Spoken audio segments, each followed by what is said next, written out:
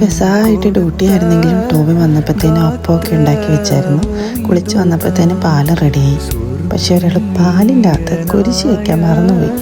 അങ്ങനെ ഞാൻ കുളി കഴിഞ്ഞ് വന്ന് വീണ്ടും പാലായതിനു ശേഷം കുരിശൊക്കെ അതിൻ്റെ അകത്തിട്ട് അത് ഞങ്ങൾ സെറ്റ് ചെയ്തു. ഇപ്രാവശ്യം ഞങ്ങൾ 4 പേര് മാത്രമുള്ള കുഞ്ഞു പെസഹായിരുന്നു. അങ്ങനെ ഞങ്ങൾ 4 പേരും കൂടി അപ്പമൊക്കെ മുറിച്ച് പ്രാവശ്യത്തെ പെസഹായും ചെറിയ രീതിയിലൊക്കെ ആഘോഷിച്ചു.